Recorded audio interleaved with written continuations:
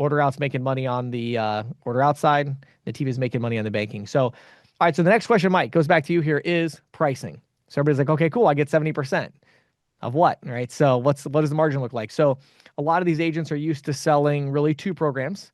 One is interchange plus pricing, and the other one is like dual pricing, cash discounting where, it's 399, fee on the, or 399 differential.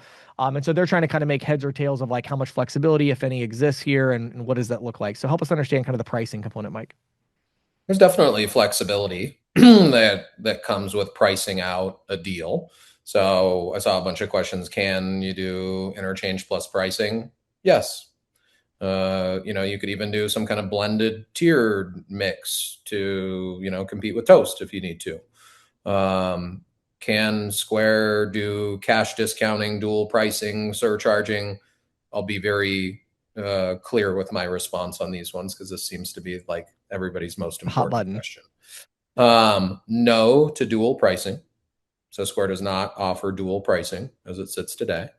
Yes on cash discounting, specifically meaning, and I'm going to use a restaurant as an example, the printed menu needs to reflect the credit card price. Then that menu pricing that's programmed into the point of sale will also reflect the credit price. And then, you can have the note at the bottom of the receipt that says we offer a 4% discount to anybody who pays cash. Then with a cash tender, a 4% discount can be applied.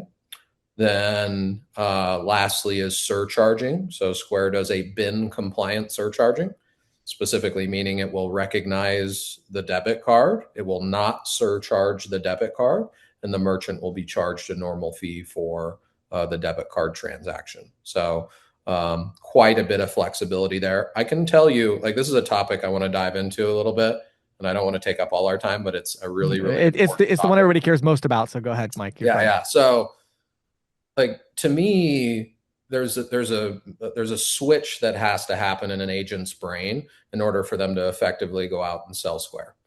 And that switch is you don't have to go out and sell on price.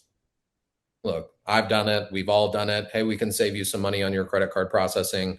The days of that with Square in your arsenal are gone because you don't have to go out and sell on price. You can go out and sell on the technology. That's spectacular. You can go out and sell on that's spectacular. You can go out and sell on the local service and support and white glove this, that, and the other, right?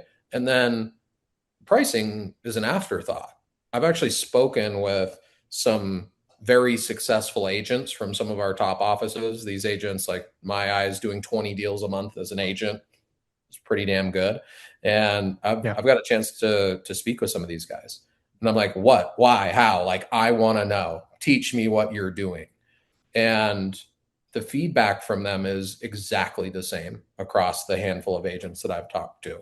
They're like, look, it's easier for us to get into the door.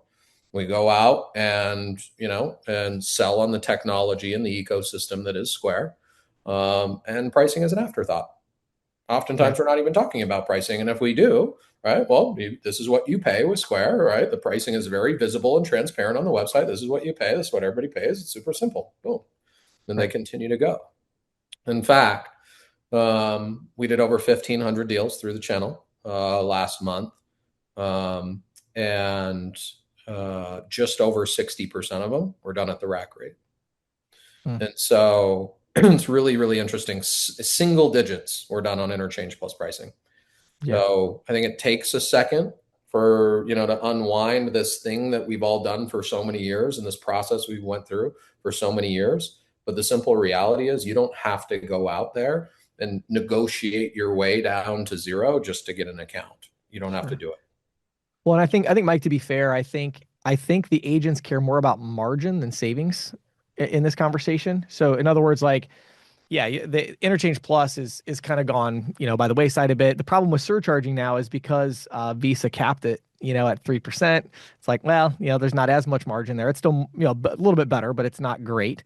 And so kind of that cash discount dual pricing has become a big conversation around, hey, it's a best of both worlds. We can pitch, free processing or net free, but, and still generate a lot of margin. So going back to the cash discount for a second. So if somebody does that, right, how does that work from a billing perspective? So one of the other important things that agents care about is they go in and set somebody up and they're like, well, I'm currently paying, 2.7%. And they're like, well, I'm going to do cash discounting at, 3.994%. But there's a daily discount. So at the end of the month, it's like they get their statement and they're like, oh, I didn't owe any money because it was already all collected throughout the month. So there's kind of those optics. It's like a little bit of a, smoke and mirrors, depending on how you look at it. How does Square handle that? Because I think that's what a lot of the agents want to understand is like, can I still get my margin and sell these people at 4% and do this? The answer is yes. Everything that you just described is exactly how we have it set up today. Okay. All right. That's awesome. Okay. All right. So let's get into some of these other questions here. So again, I want to circle back to